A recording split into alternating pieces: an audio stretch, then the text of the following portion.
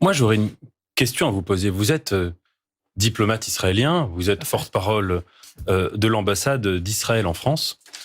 Comment vivez-vous l'image que Israël a aujourd'hui dans le monde, en particulier depuis le 7 octobre?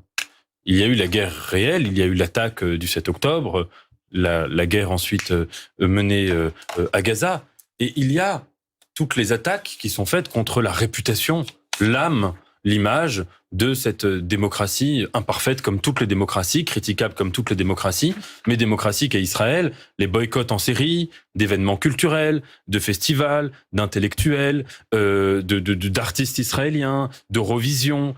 Comment vous voyez ça en tant que diplomate ? Mais la haine contre les Juifs, on a l'impression qu'aujourd'hui, en France particulièrement, les observateurs sont nombreux à le dire, prend un nouveau visage et prend parfois le visage de l'antisionisme. Et donc, un certain nombre de leaders politiques ou syndicaux, lorsqu'ils évoquent, lorsqu'ils disent, voilà, vous êtes des génocidaires, lorsqu'ils s'en prennent aux uns et aux autres comme des complices d'un génocide, est-ce que finalement, il n'y a pas entre ce discours politique-là et les actions antisémites, qu'elles soient petites ou grandes, une sorte de continuum, c'est-à-dire, pour être simple, est-ce que finalement certaines actions antisémites ne découlent pas directement de ce type de discours, selon vous, y compris très entretenu en France par certains partis politiques? On va tuer les Juifs, on va tuer les Israéliens, on va boycotter n'importe qui, n'importe où. Et c'est quelque chose qui est assez inquiétant.